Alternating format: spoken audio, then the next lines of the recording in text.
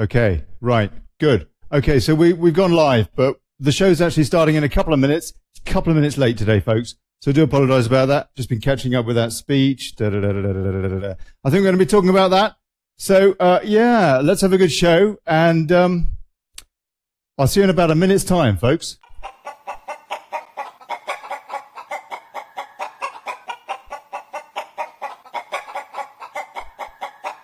One, two, da-de-da, ooh. Oh, seems to be working. Hello. Oh, look at that. Oh, okay. Oh, yeah, we'll be right with you. Hold on. Daily Brexit, live at 5, Tuesdays and Thursdays. Daily Brexit, coming up shortly. Live on Tuesdays and Thursdays at 5 p.m. Live at 5, Tuesdays and Thursdays. Daily Brexit, yes, coming up soon. Daily Brexit.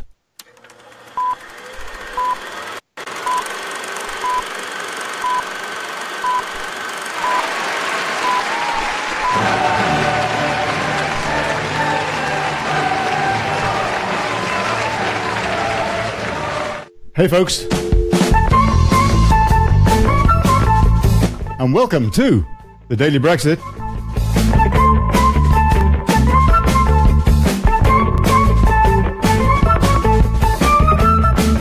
Holding democracy to account, fighting for self-determination, exposing plutocracy. I'm Olly Connolly. Thanks for turning up. And today's show, Mayday. And I mean Mayday, yeah, like Mayday, Houston, we got a problem. Kinda, Mayday, yeah? Did you check out that speech?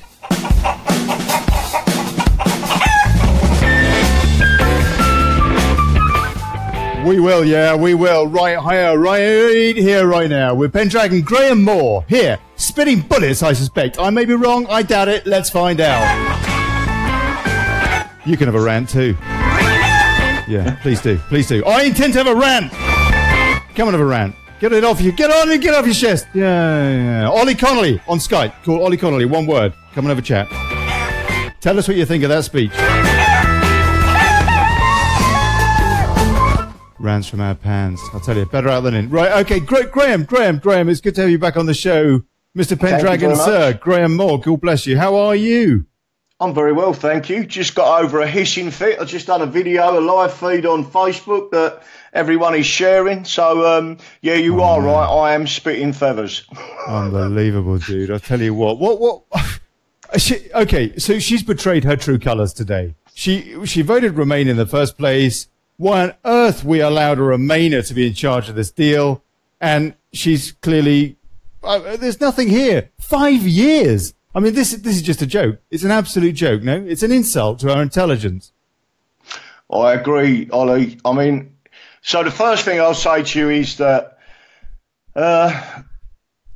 it's not just an insult to our intelligence. As I said on the video earlier, we've got people fighting, our troops, our working class soldiers from our people in this country fighting foreign wars for so-called democracy and to install democracy when our own British government has just stuck its finger up to us and the ballot box.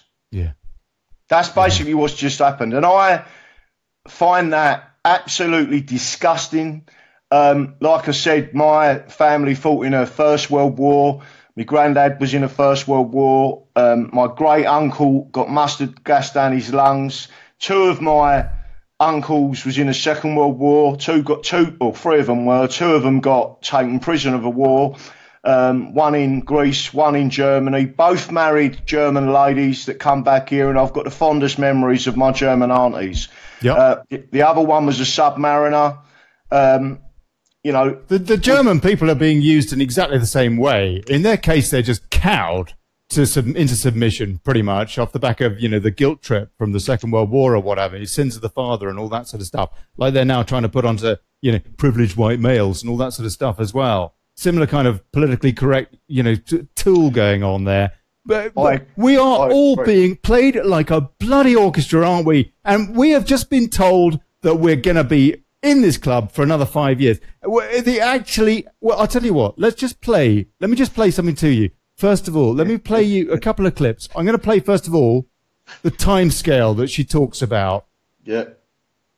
Oh, blimey, I would do. Hold on a sec. Okay. We've got, let's see it. The time scale. How long the period is should be determined simply by how long it will take to prepare and implement the new processes and new systems that will underpin that future partnership. As of today, these considerations point to an implementation period of around 2 years. She sounds like Keir Starmer. Yeah, no, I mean, even listening to her now, she makes me feel sick, to be honest. You're completely right in that she was a Remainer. They played politics with us from the start of this, and the bit that really gets me is this, Ollie. Right, it's not the first referendum, and bearing in mind we've just put in a judicial review for voiding the European Communities Act of 1972, right? Yeah, I want to be asking you about that later on. This is another key thing. Carry on, yeah. Right, so I won't get into that until you want to talk about it, but this is the key point. We were lied to. Yep. In 1972, we wasn't even lied to, because what they did, they just brought it in. There was no referendum. It was only Wilson that decided, I think this is constitutional and we need to have a referendum. He didn't do that till 1975. But the whole point is, what I'm trying to say to you is that it took 43 years. And we was lied to the first time because Edward Heath hid all that information about our sovereignty. And I've seen the documentation. I've put it into the High Court, right? Mm-hmm. This is the end result. 43 years later, we finally got another referendum, the second referendum. Yeah. And with all that hindsight, and still without the knowledge of what, they never publicised that document from Edward Heath, we still decided we're leaving. And I tell people every day, it wasn't 52%, it was 66%. And the reason for that was because when you don't vote in our democracy, you lend your vote to the majority. That's the way. That's the way that it's always worked. So if it had gone the other way, the same thing would have happened, and they would have referenced 66%, not 52%. Now we've got a situation where even the leavers can see this ain't good. This ain't good for democracy. And now you've started to see the anger overflowing. Even the Remainers, you mean? Even the people that originally will remain. So many of them now are saying, and on Question Time last night, for example, actually, we had UKIP stringer, Rhys Coombs, from KIP Essential. He was on there last night. I'm going to play a clip from him in a minute. He gave Vince Cable a rocket. But even on Question Time last night, there were people in the audience who said, I voted to stay, but you know what? We got to get on with this now. Yeah. Well, there's two things I'll say to you now that you've mentioned UKIP. First of all, just before I come on air with you, someone has just watched my video on my timeline. A UKIPper that I've known a long time. I'm bearing in mind I used to be UKIP. And she phoned me up and and it chokes me because she was in tears. She was sobbing down the phone to me saying, Graham, we've done everything. What else can we do? And I've said, look, darling, I'm trying everything I can in the background to do this peacefully. They've got one other option, and that is the rule of law, which is what we've took to the Royal Courts of Justice. If that doesn't work, there is only one other option, and I'm being honest with you. We have tried the ballot box, and they always say, oh, you must do no violence, you must do this through the ballot box. We're now going to the rule of law, where all the effort from the BBC and all the mainstream media was on that case with Gina Miller. The case that we have put in, and I'm telling you straight, Ollie, we have got judges, barristers, thousands of people that have given us the information to put in that document, right? Mm-hmm. The judges and barristers cannot put their heads above the parapet. They are frightened. And when you get judges and barristers that are frightened of the system and the establishment, you have serious tyranny. Yep. Right? Now, that document's gone in. I know how good it is because I've read it. Oh, of just a sec. The system and the establishment. But my apologies. Carry on. Go on. So that's so again, getting back to this lady who rung me, sobbing, right? And she said, I just feel so angry, and I just feel that we've done everything and all the work that we put in. Now, bearing in mind, I've been doing this a long time as well. She's been doing it a long time. Nigel Farage has been doing it a long time. Go back before that. You've got Sir Jim Goldsmith, right? Everyone, all these people. Set up UKIP. Oh, let me tell you something. What a great man. In 20 years ago, 25 years ago. 30 Jimmy Goldsmith, yeah. Yeah, well, he put his hand in his pocket. He produced, in them days, it cost a lot of money to produce a documentary. He paid for that documentary. He then paid for the DVDs, and he paid for them to go through every single letterbox in this country out of his own pocket. That's what a great man he was. And all of that, he knew what was going on. He tried to save us then. So did Lord Denning. Lord Denning, one of the best judges we've ever had. Yeah, get out and get out now. And what we did, we voted to leave. You've mentioned Vince Cable. People don't realise he is a senior Fabian. Yep. They are sworn and committed. The Fabians are sworn and committed to a United States of Europe. That's what they are. They are cultural Marxists. I mean, he's completely in cahoots with Tony Blair, basically, and all that crowd. The Fabian Society. Yeah, definitely, 100%. Well, let me put it this way.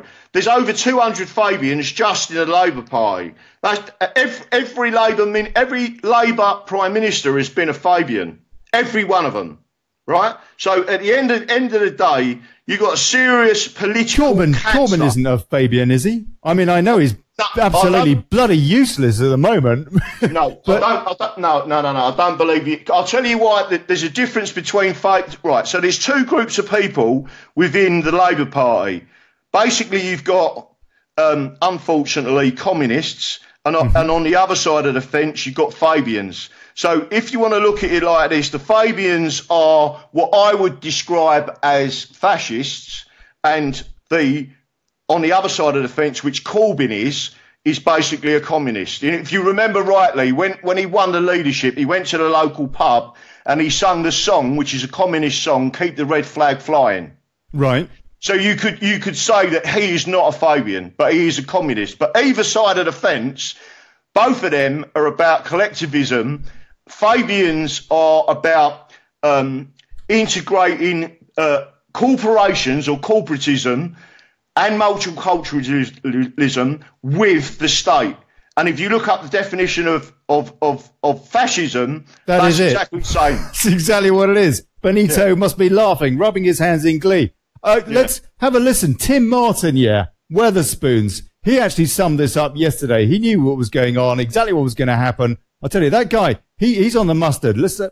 We've been told, but the government lawyers say there is no need for no legal basis for payments, and a 2-year transition deal takes you to 2021. That's 5 years after the referendum. I heard Hilary Benn saying staying within the single market and the customs union. So I think 5 years is quite a long time. Anything goes wrong in the economies before then, all the Remainers will say, this is because of Brexit. And it's a partial step to not leaving the EU. That's how I see it today. That's really interesting.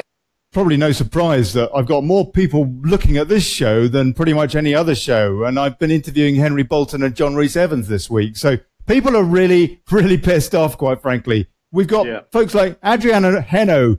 Boris Johnson yesterday wanted completely out without paying a penny. Then last night said he was happy with what Theresa was going to say today. And today he's clapping Theresa May. I think this is all a trick and a plan. I think they could actually be playing a clever game. And I have to say, earlier, when Boris penned that piece in, what was it, the Telegraph, I thought that was an awesomely good piece. I thought that was really positive to read. I thought it threw a fantastic cat amongst the pigeons of these Tory cabinet Remainers. But I never trusted Boris. I always thought he was controlled opposition, frankly. And the day after the referendum, you might have noticed along with me, when he was at that podium, he was blanched. He was so shocked by that result, or certainly appeared to be, as did Gove. Now, off the back of the final events, the ultimate event of this week, May's speech, with Boris saying, and hold on, let me find the quote. Let me see if I can find what he tweeted earlier. A strong Britain working hand in hand with a strong Europe, but once again free to take our own decisions, but not till 2021. It's just, this is, Boris, he's a fake, no? He's most definitely a fake, and I'll be honest with you, I never trusted him from the start, and I'll tell you for why. People looked at him as a clown. That is one intelligent man, and he worked from his younger days always at the European Union. A lot of people don't know that his father is deeply involved. He's deeply involved, and he used to work out there. He knows that place inside out, like the back of his hand, right? And he knows how to play all sides of the fence. But the other thing that I was going to say to you is, remember, right? So this conspiracy has gone on for a long time, before our Queen was born. Yes. But there's two groups of people on what's described as the left is the Fabian Society and the communists, and they want this as well.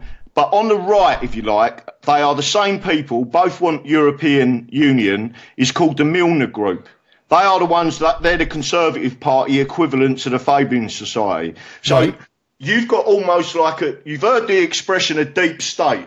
Yep. What you've got is a group of people that are sitting above any political party. And that group of people and the deep state, which is basically partly linked to the banks and the central banking system, and partly linked to, and this is very important, the arms manufacturers. Yes, absolutely. They're the people that are controlling the parties. So really, it doesn't matter what we say or what we do. They're the people controlling this. There's only one set of people that can step in, and that's the judiciary. They can step in, but they need to be asked. And we've just asked them. Now we need to get the support of the people behind it. But just to let people know, this is a very, very deep conspiracy against the people. And it's not just in this country, it's in other countries as well. And when they talk about the New World Order, that is not a fantasy. That is correct.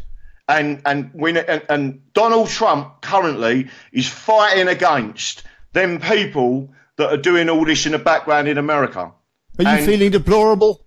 Look, call in. If you're feeling deplorable, call in. Olly Connolly, one word, just call me on Skype. I'll patch you in. We'll have a bit of a chat. Sorry, Graham, carry on. The base of it is... You are feeling deplorable. Look, I'm going to give... Just before, I want to ask you about... Because I'm fascinating to know what you've shoved down on David Davis's desk this week. But I just want to go through these points as I see it. I've just watched that speech, and these are the key points as I see it, under a title, Terry Bloody May. No Northern Ireland border. We know that. There's not going to be a Northern Ireland border. That's fair enough.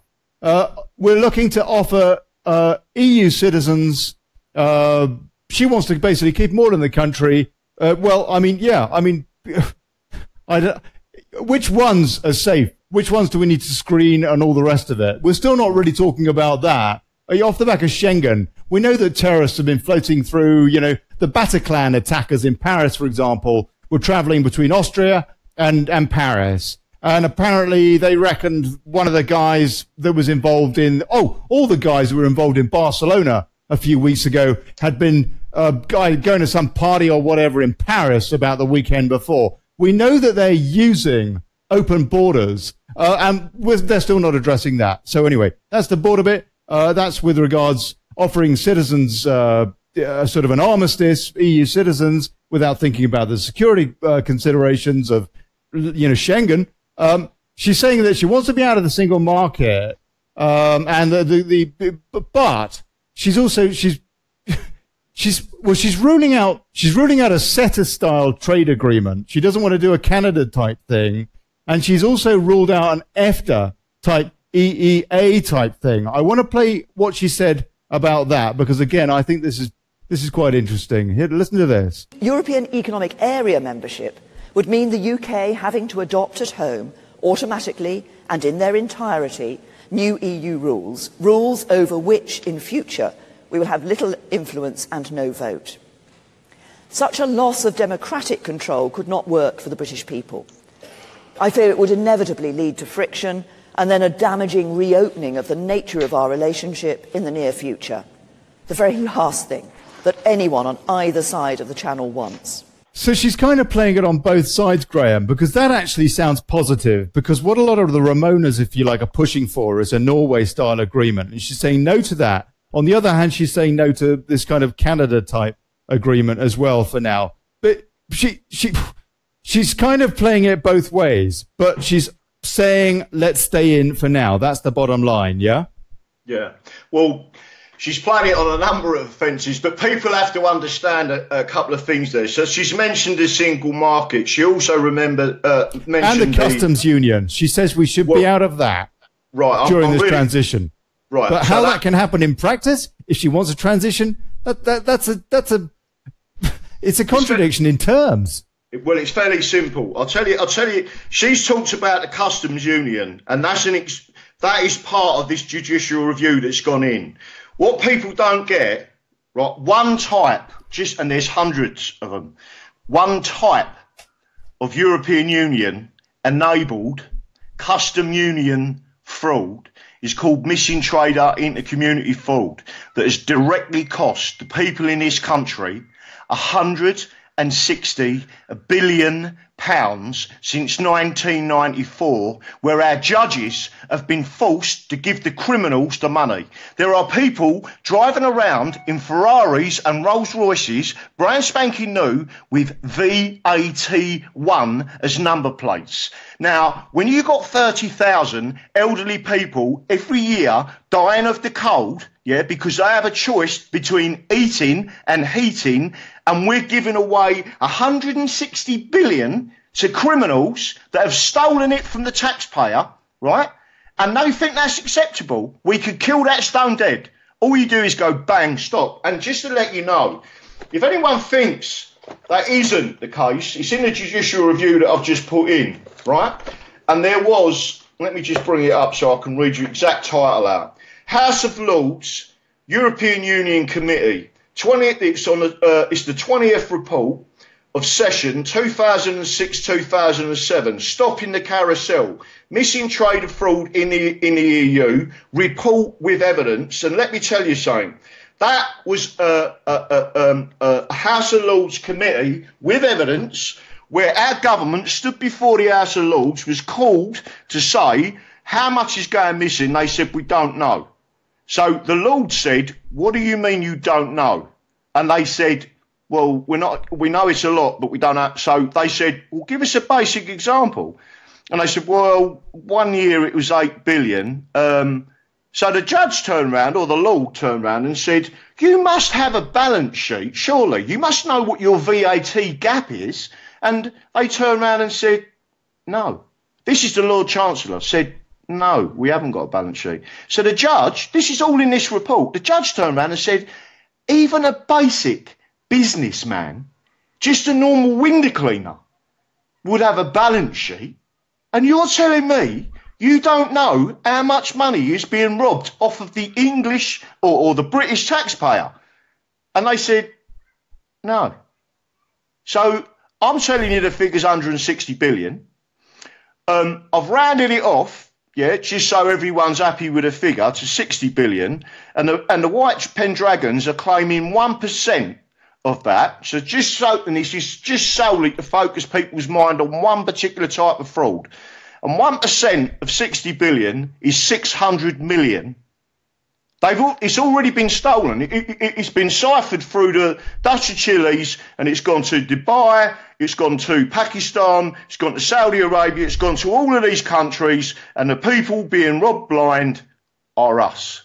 And that is why they want to stay in the European Union, because they're filtering this money off, and it's us who's paying for it. It's us who's struggling. And we've got 30,000 elderly people dying every year of the cold. We've got disabled people that are having their benefits stopped.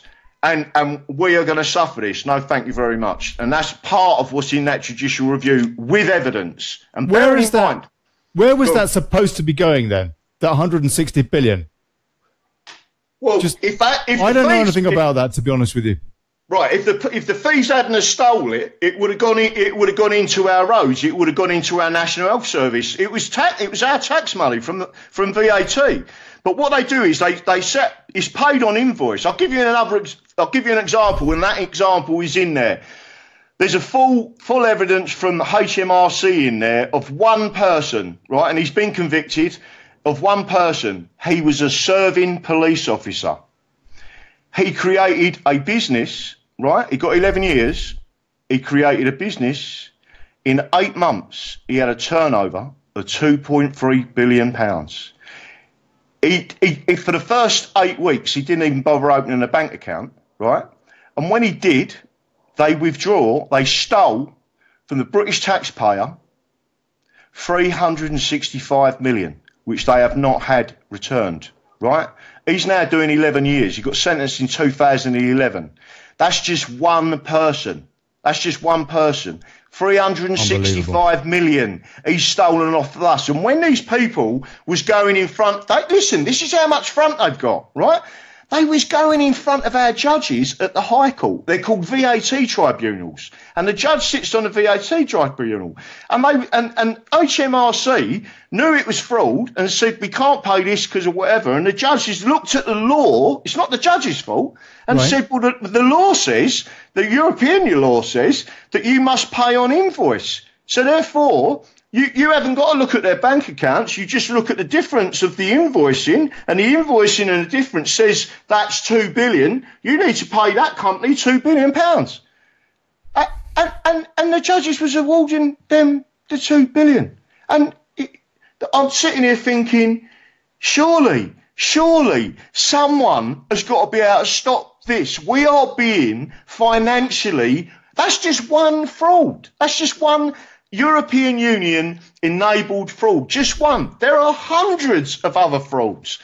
Don't forget the European Union. Hold on, Graham. Go on. I'm gonna chuck out a few comments, from the folks, and then I'm gonna start asking about solutions. Where do we go from here? Adriano Hano says, today I believe was a clever game to make the Remainers happy and businesses in reality. I think and hope it was a game where it will not be accepted by the elite unelected presidents of Brussels. Then TM can walk away. I can't believe otherwise. It doesn't add up. That point, I hope that Brussels rejects it, is actually, you could argue, our best hope now, Graham. And we end up with no deal. And brilliant, because then on the 29th of May, we're out 2019, and we've just saved 2 years of misery. That actually, ironically, is our best hope now. I don't know whether it's so ironic anymore. It's also perverse, this situation. Well, the answer is the best hope we've got. Well, first of all, the best hope was for us just to leave in the first place without any messing about. They've dragged this out. I don't believe that. I believe that the European Union and this country and the elites are tied in together. They don't intend for us to leave. The only people that can step in now is the judiciary, an independent judiciary to step in, which is why... Okay, we'll come on to that. That's going in. But, it's in. Okay, Chris Ford, think of the mafia producing their own accounts. That's the EU. Hey, Chris. Kelly Cole, 1666 Act. 1666, Graham. Would you just very briefly fill us in on the background of what Kelly means there? You mean 1688? 1688, Kelly. Come on, get it together. You've got two things. You've got a number of options, but the crucial element to the case that we've just put in is there's two bits. One is private law, one is public law. Often people, they deliberately don't mention the private law because it's very powerful, which is the Declaration of Rights of 1688, which was the settlement terms between the people and the Crown. that was read out. And if you go to the Chancellery office in the House of Commons, in the House of Lords, they have a library which is full of statutes. There is one document in there that isn't a statute, right? And that is the Declaration of Rights. Now, the Declaration of Rights, like I said, is the settlement terms. That was read out to the King and Queen, and they accepted them terms. That was a contract between us and the Crown. What they did then was they then created a statute, which was the 1688-89. John Middleton's timed in and said Cest-UK-V Act 1666. Yeah. Look, okay, we could get drawn too far into that. Sorry, I shouldn't have. The entire system in the UK is operating on fraud and extortion rackets, in my opinion. Yvonne Taylor. Alice Cooper. Mick said, I feel like I've been stabbed in the back by this government. Mick, that's because you have been. Marty Kane says, what people need to think about is exactly why did Theresa May need to make that speech? I'm hoping it was for the benefit of the EU exit negotiations and to offer a deal that she knows they won't accept. Then she can simply walking away from the exit negotiations. Well, I don't believe that is her deal. But again, that's that point coming up about could the EU... that's definitely not what's going to happen. Mick Roof Nicholson, I feel I have been stabbed in the back. Okay. May does what her handlers tell her, not what the people want. End of. Gary Clark. Tracy Bowen, we the people should come first. I'll tell you, I mean, politicians are terrorists in disguise. Parliament is lost. Come join us. People are really, I can't see any positive comments about this speech, really. People are pretty bloody annoyed. I did have Henry Bolton on here yesterday. Now, he was saying that we should be looking at a transition deal, that we don't have a lot of choice. I mean, this is a UKIP leadership candidate. Is that not anathema to really what we'd been led to believe in the referendum campaign to expect? I.e., there is a transition period. It's called enact, enforce, go with clause 50. And then we've got a transitional period of 2 years. We're nearly halfway through it. Well, I mean, I'm one of the people that disagree with Article 50. I believe you just need to walk away, drop dead. That's it. See you later. Well, that's the other thing. But we were trying to be polite, weren't we? Or at least that would make sense. You've hit your nail on the head. That you could have termed that as a courtesy.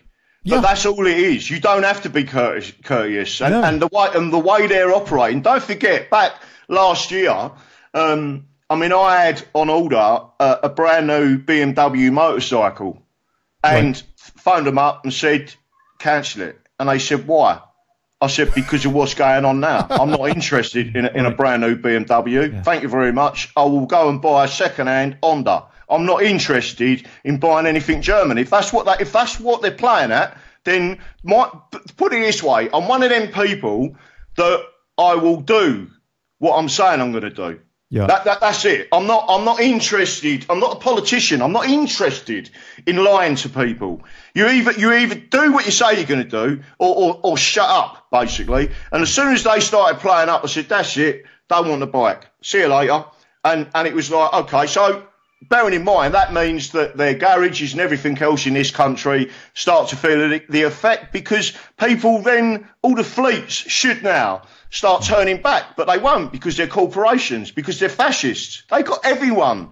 Stephen Brown, the New World Order, globalist elite, Rothschilds and co. will always get their way. Well, they're getting it at the moment, but we're trying to do something about that, huh? Graham, okay, tell me. Because this got me really excited. What is this lawsuit that you've thrown down into the government? Right, so I've got it right in front of me. It's about 4 inches thick.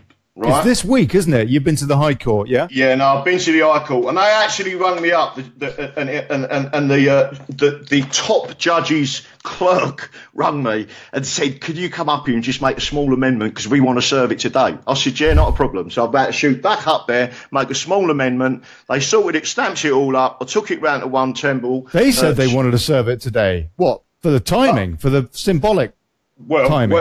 whatever the reason was, I don't really care. But they just said we need to get this done. So I said okay, and I went up there and made the amendment. So the basis of it is there's a judicial review in, and it is to void the European Communities Act of 1972. Now there's a lot of people out there that say that our Parliament is sovereign. Our Parliament is not sovereign. It is not sovereign. We are sovereign. And I'll give you a simple example.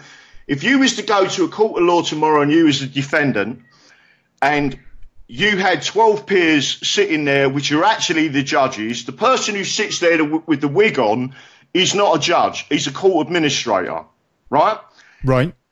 You can tick all the boxes for committing a crime, and that law has been through Parliament, through the House of Lords, or should do, unless it went through the Parliament Act, through the House of Lords, given assent by the Queen or the Crown, and then it's passed into law. You're arrested under that law, put in front of your peers can turn around and say, not guilty.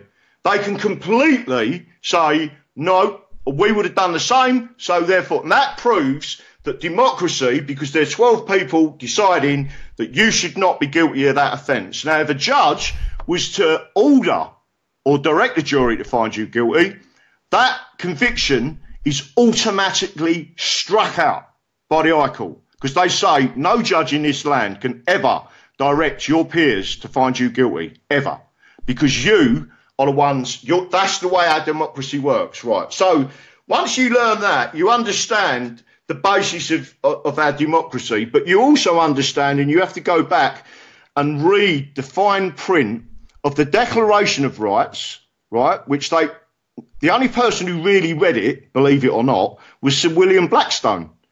And he stated this is a contract. Who was that guy? He was an MP, was he? No, Sir William Blackstone was one of our greatest lords and judges. Excuse me, right? Right, and basically you got Blackstone Chambers, and he was one of the best. I mean, there's another couple I could mention. Lord Denning, who's a working class judge, a proper judge. Yep. You know, and he's almost. I've watched videos of him, and he's almost had me in tears. What a great guy he was. Now, bearing in mind we're talking about judges. You know, and I look at these people and I think how much passion they had for the rule of law and for the people, and to protect the people from unlawful tyranny, right? They would do anything to help you if you was up the stream without a paddle, if you like. So the next thing to say to you is this: people say that judges cannot strike down an act of Parliament. Well, the answer is they can. And if you speak to any High Court judges, you might get a few dissenting. They'll all tell you, no, we don't want to. But you say, no, I'm not asking you that. I'm asking you, can you? And they say, yes, we can. Yep. And you say, what's the reasons for that? And there are a number of reasons why they can strike it down. One, and the most preeminent reason, is if it's unconstitutional. So if it goes against your constitutional rights as a subject, and you've got to remember in law, if you don't stand up and ask a judge to do it, they can't step up for you. You have to ask that judge to do it, and then you have to put your case to why they should do it. And people have got to remember, and before I go into the full story about I want to explain something to you. I am not the type of person that you can mess with my rights, right? So I went into this is not a problem to talk about. I went into a Corals Bookmakers and I put a bet on, right? Okay. And I asked, bearing in mind this is Coral Bookmaker, and then I asked for a price. They give me 8 to 1. They wrote it on the slip. They stamped the slip. I said, can you check it? They checked it. They initialed it. Went away. Come back on the Saturday. The horse won. It come to about roughly £5,000, right? I give him the slip over the counter, and the guy behind the counter laughed at me and said, no, it's been voided, mate. We give you the wrong price. I said, give me the slip back. So he gave me the slip back. He said, it's no good, mate. It's been voided. I said, so your managers have said that this is a void bet? And they went, yeah. I said, what was the reason? They said, we give you the wrong price. I said, I'm not having that. I said, I'll see you in court. And the guy laughed at me. I then took Corals to court and put my case to a judge, and a barrister turned up for Corals. And basically, when I explained the case to the judge then turned round to the barrister and said, I'm advising you and he said, I'm being fair here.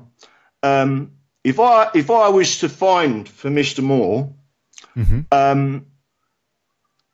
you would as a business have committed a criminal offence, right? Because it was a criminal offence because it was the disclaimer that they had, right, in their rules and regulations, and it was hidden, and the judge agreed. And what he did basically was give him a chance. He said, I suggest you go and speak to your client, because if I find in Mr. Moore's favour and agree that it is a declaration that you have hidden, a disclaimer that you have hidden in your rules and regulations, that's a criminal offence. And you will lose your operator's licence, and 2,000 of your shops will shut immediately, right? Now, that's the difference between, there's an old saying from the Dalai Lama, yeah? If you think you're small and insignificant, yeah, try sleeping with a mosquito in the bedroom, right? If you That's right.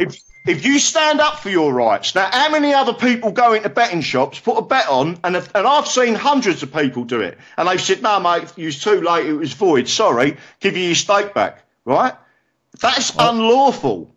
I'll tell you, I'm always killing those bloody mosquitoes. I swear they're reincarnated as career politicians. Yeah, no, I agree with you entirely. So that's my personality. But I will never start a fight, but I will finish one. And as soon as someone attacks my rights, then I'll say, right, that's it, I'm standing up, right? And that's what I've done. So basically, I've put this case in. So judges can quash or void any act of Parliament. The ECU Act. Right, so specifically, you think it's possible to reverse it. And to void it, yeah. To void it. Yeah. Okay. That's so for a judge, this is a commonly held position that I've been hearing before the referendum campaign, that this was possible. A lot of people have been talking about this. Why is it not being discussed in Westminster by anybody? I mean, for example, by Jacob Rees-Mogg. Well, that's why I don't trust politicians. And it's also, let me put it this way: there are judges and barristers that have helped us with this case that can't stick their head above the parapet, right? That's Farage was talking about it this week, wasn't he? Right. Well, there's a difference between repealing and voiding. If you void it, it means it's never existed. Right? And there's a lot to do with our rights, which is part of the law that we rely on. And it goes back in property rights going back centuries. Right? Heir rights. What, like the heir to an estate? Yeah, exactly. Right. So if they don't agree, we could completely undo everything to do with the rights of your estate going back centuries, and that's one of the reasons why it's going to cause them a lot of problems. Someone did this in the past, right? And he got shot in the head on his doorstep, and the reason he did, in my opinion, is because he had made this case out for treason. And what I said to everyone and all the dragons, can you remind me of the name of that chap? That rings a bell. I'll tell you what, I always... No, don't worry. Carry on. I forget his name, but there was two brothers, and they was the Guinness Book of Records. It was the McWhorters. That's it. It was McWhirter. That's it. Well, yeah. He put a case in 3 days before the... Norris. Was it Norris McWhirter? Sorry, carry on. Yeah. Well, he put in a case, and 3 days before the judges had to give their answer, it was a decision on treason, he got shot in the head on his doorstep, and it was claim responsibility was the IRA. You can guess at whatever you like. I know enough about life now at my age to start thinking seriously. Now, what I said to the dragons is, don't go down the road of treason, because you've seen what these people will do involving paedophilia. Imagine if you start referencing the longest reigning queen in our land, as being treasonous, which I don't believe she is, right? I believe she's been as conned as much as we are. This conspiracy started before she was born, right? Yeah. So that's what I've put in this judicial review. So now we've got a different situation, because the judges are going, hang on a minute, so you're not talking about treason? No, I'm not. What are you talking about? So what we then do is we look at, there's a document, I've got it in front of me, it's 234 pages. It was signed as confidential and sent into the archives for 30 years that we must never see it as people. It was signed into the archives on the 31st of the 5th, 1972. It's got confidential all over it. It has got FCO 30/1048. That is the document that Edward Heath and his cabinet reviewed. And basically, there are a number of paragraphs in there that said, do not tell the British people, but basically, by the early part of next century, they lose their sovereignty. That is absolutely correct. Google it, folks. 1048. Yeah. And it came out after under the 30-year rule. Right. Secrecy. So after 30 years, it was released. And it talks, as Graham says, it talks. In fact, last time Graham was on the show, I read extracts of it out. And it basically says, guaranteed loss of sovereignty in all sorts of areas. And in the next century, i.e. now, that's when it's really going to kick in. And look at what Juncker was saying just last week. We want an EU army. We want more integration. And even now, EU nation states are saying, whoa, hold on. This is just getting beyond a joke. But the fact is that, I mean, this force is incredible. Unbelievable. Okay, look, we've got loads and loads of comments.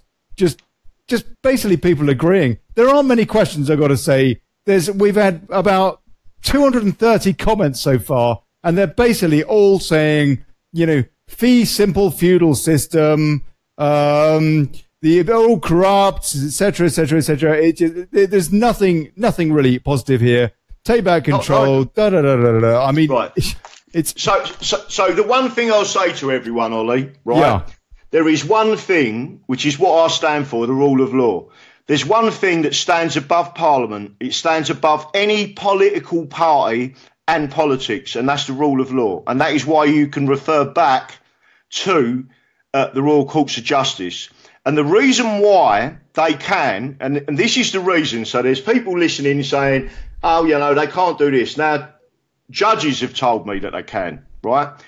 And this is what people forget, that our High Court and our Supreme Court can void or quash any act of Parliament or any statutory instrument, even if it's under the Act of Parliament. Yes. As long as a statute was the authority. In other words, as long as, so if I don't know what you want to talk about, say the Firearms Act, if there was an element under the Firearms Act, you can quash that because it's under an act. What people seem to forget, because they're not taught about our constitutional history, our constitutional rights and the Bill of Rights, because it was removed from the curriculum in the 1970s. I wonder why. It was removed from the barristers. It was civics. Yep. There you go, son, right? So it was removed. It was also removed from the barristers, the bar exams. Why is that? Really? Yeah. Why? Well, you exactly. You think it would be one of the foundation staple diet part of? Exactly. It was removed from the bar exams, and there's only one reason for that, because they don't want you to know your rights, right?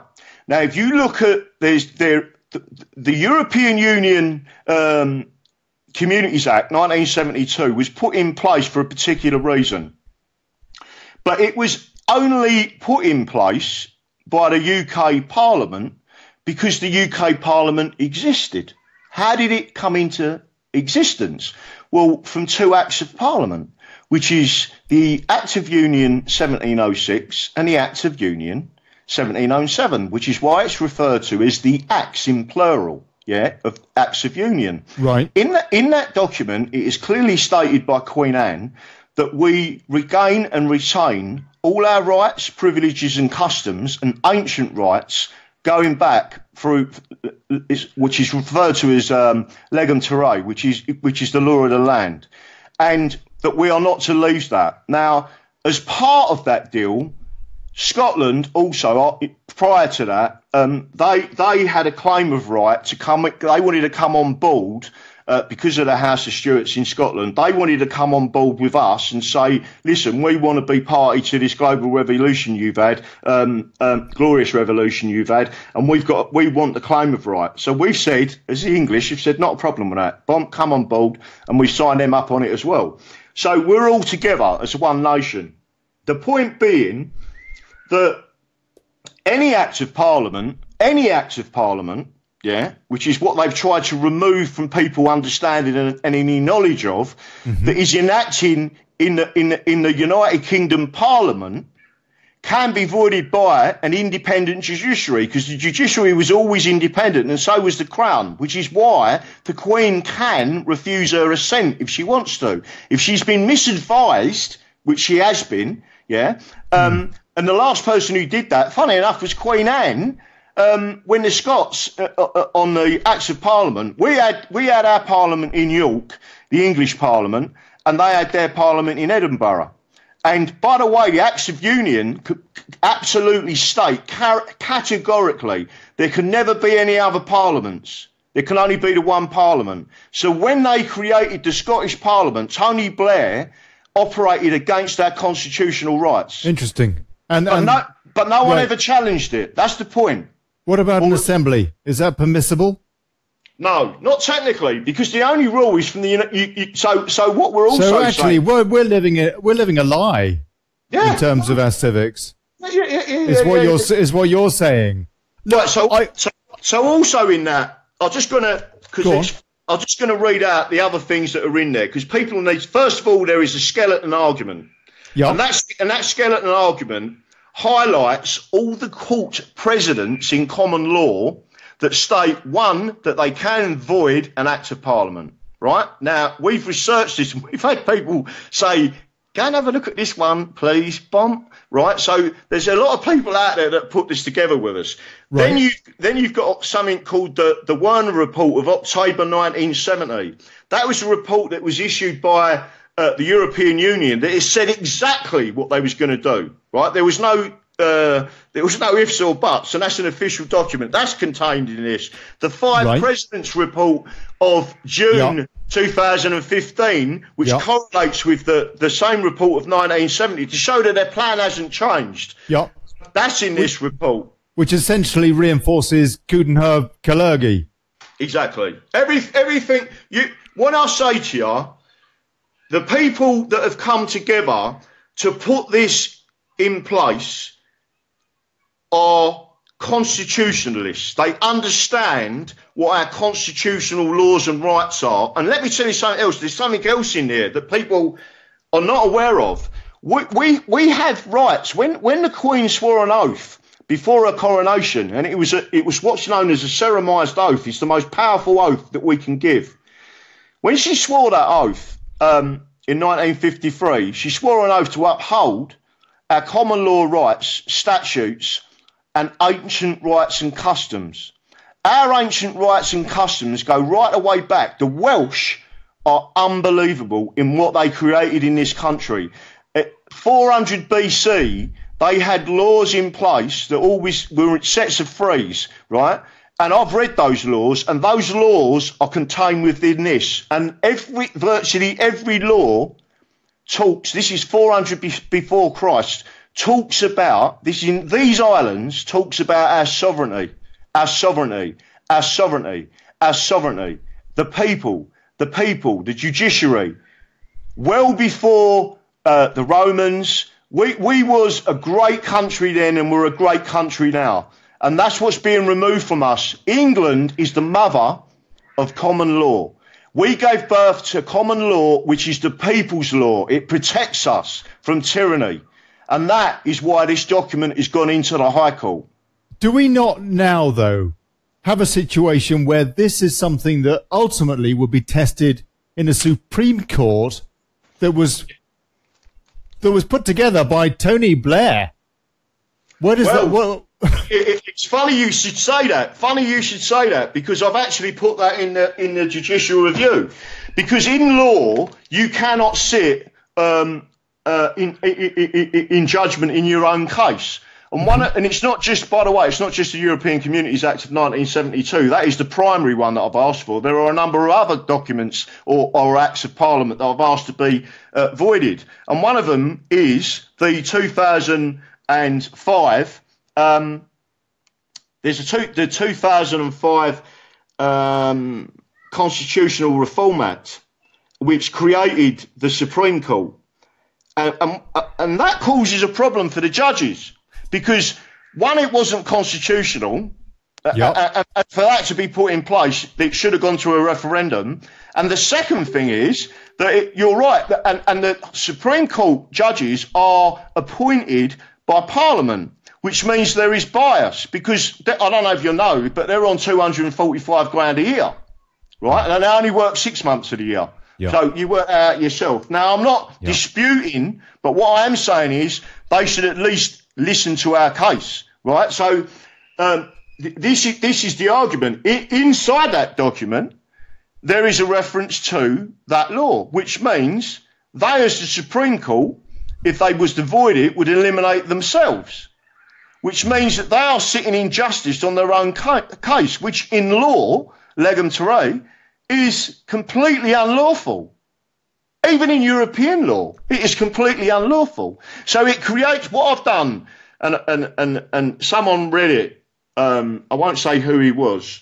And when he read the skeleton argument, I can tell you now he's someone very senior in law. And he read through the skeleton argument and he understood the evidence we was putting forward. And what he said to me was, Graham, that reads like a good book. He said, you just keep turning the pages. And he said, that's exactly what a judge wants to see.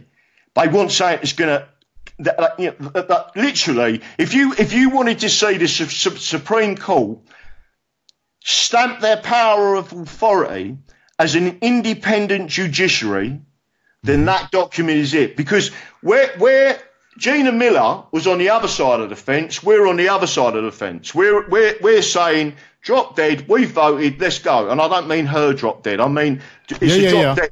Just walk straight out because we don't need it. Now, immediately, we will be saving money in this country.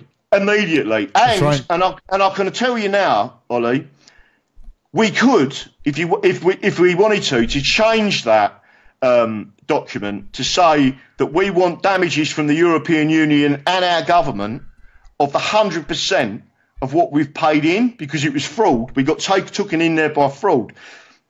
100% of the damages back means every dollar we've ever paid in we want back, and we want every dollar that was, or pound I should say, that was defrauded from us, and it would bankrupt the EU. So we're being quite kind, really. We're being quite kind by saying we just want 1% of one part of it. And the only reason we want that is because then we can go and put the money to good use, because I'm telling you now, our Parliament is not capable of doing that. Oh, man, I tell you what. Gary Felton says, what about the EU buildings? I mean, that's another thing. Actually, is it Strasbourg? Well, they've got two, haven't they? They spent a load of money travelling between the two for political reasons, to keep the French happy, all that. One of the buildings, the glass one, they suddenly realised that probably somebody would try and blow them up or whatever. There'd be loads of glass, so it wasn't safe. So they're building a new building. So that's another cost again. We've got the wine, etc., etc. It just seemed to me, in terms of the money aspect of it, the default when you do go through a divorce, and I think that's a pretty good analogy for this scenario. What's going on is the lawyers, the solicitors say, "What assets have you got on both sides?" That's the first thing they want to know. What assets have you got? And there is no audit that's been signed off. Been signed off. People could go to prison for lying. There's been all sorts of figures put out there, but none of them have been signed off. We need an audit, and it would be perfectly reasonable for us to say, look, we put in about $500 billion, we reckon. We need to know where that money's gone. We need to know what's gone into property, what assets there are, etc., so that we can begin to work out. But it has to be said that there is an argument. On the other hand, on the other side of that argument, there is also an argument to say that we should pay the bill up until 2019. No, I think we should go the other way and say, I'll tell you what, you took us. Let me tell you this. You've hit some really good points there, Ollie. I'll tell you, you've hit some really good points. The first thing to say to you is, you've got a situation here, a very bad situation, obviously, that we were conned into going into this because they lied to us. So because of that, the other thing that's in that judicial review is basically they're saying that people don't realise. There's something called the Vienna Convention on Treaties. Now, there are 2 or 3 paragraphs in there that allow for treaties to be invalidated, and especially if it's by deceit or fraud or bad faith, basically. And this was bad faith, and that's another reason why a judge can quash an act of parliament. Right. If it's by bad faith. Well, would any reasonable person say that by and this is Wednesbury unreasonable I'm talking about, which is a legal argument, would anyone say that the reason why that document was hidden off us, because if they actually told us that we was going to lose sovereignty, we would have all obviously voted no, we ain't going in it. That's right. Right. So we thought we were voting, or my old man did, for example, my mum, they thought that they were voting to go into a trade body. A common market. A common market, yeah. Mm. Which actually, personally, I don't like the idea of that either, because I don't like trade rackets. I'd like there to be a, free trade across the world, really. I mean, African farmers must hate the EU for that reason. And far from pulling people out of poverty, it's the EU is one of the reasons why migrants are trying to get in, because they can't compete. They can't compete in their own countries. And so we're actually devastating other cultures as well. As a bit of an aside. No, I agree entirely. But you've just mentioned 2 things. So let me go back on. Sorry, go on. Yep. It's really important that people understand. This is you just mentioned a divorce. Yes. Right. That's a fair analogy, isn't it? More or less.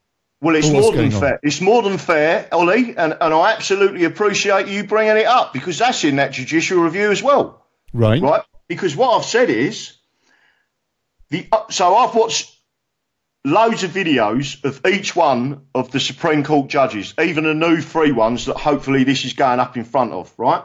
Mm-hmm. And I've watched videos of them to find out what the cases were. I used to be a boxer, so if you're gonna go into a fight, you need to know who your opposition is, right? Yep. Because you want to know how you can fight them, what their weaknesses are, what their strengths are, what to stay away from. And I have studied each one of them, and so have the Dragons, and they've sent me different things and different bits of law. Right.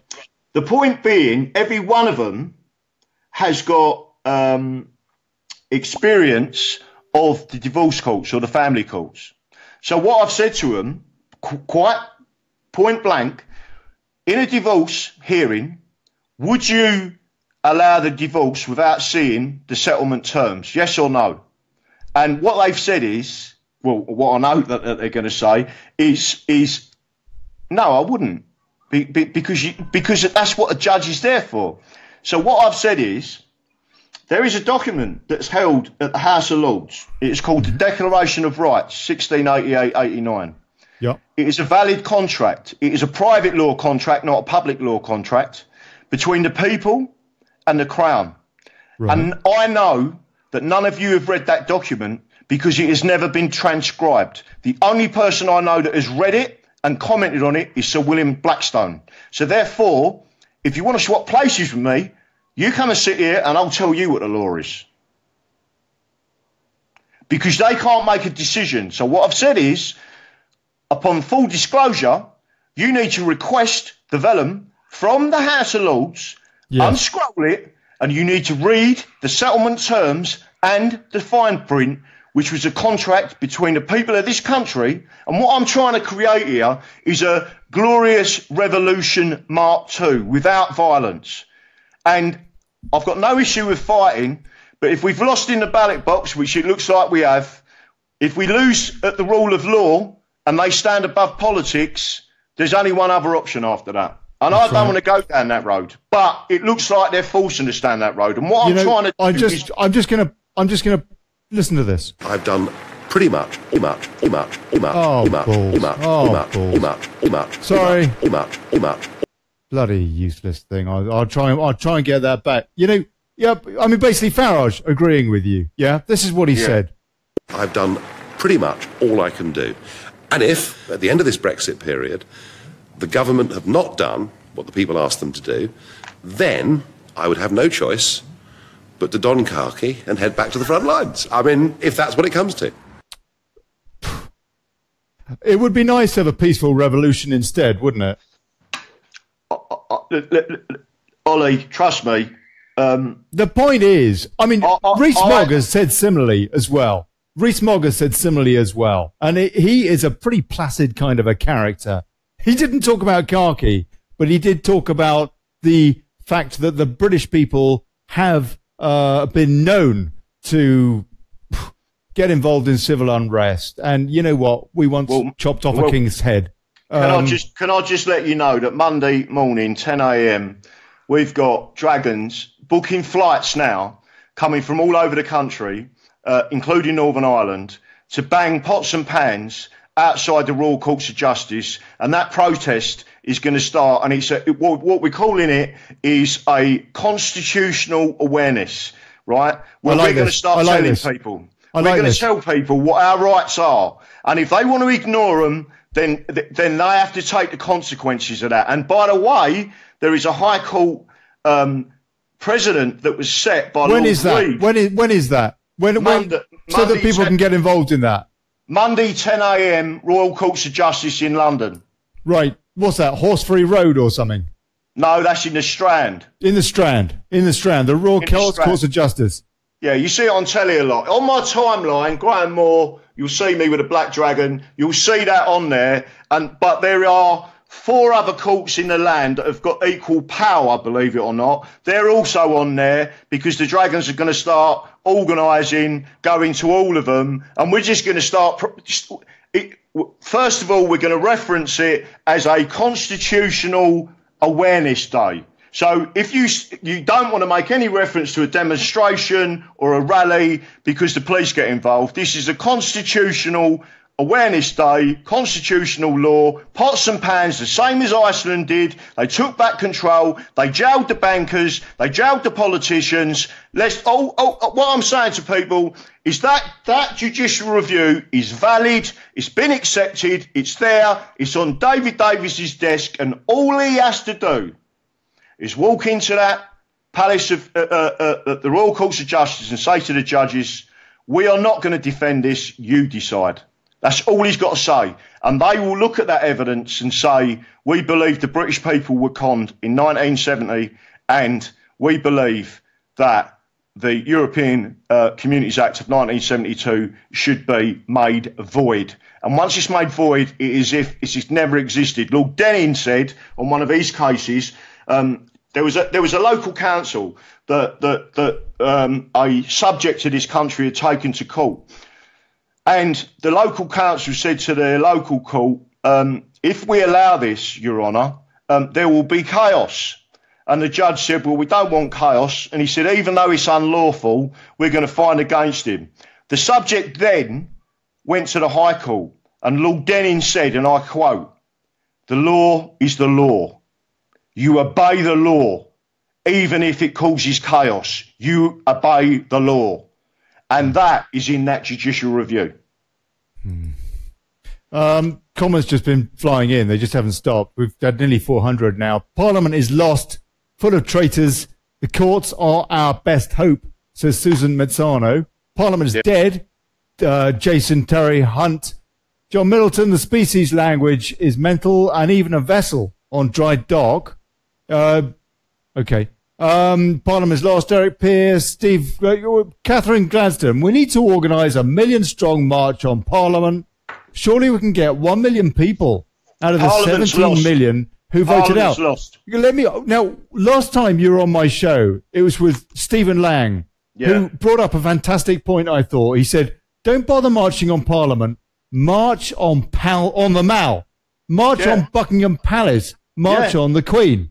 Threaten the royal family, basically, but in a polite kind of a way. Ask her to demand that she protect our sovereignty, and our treasure.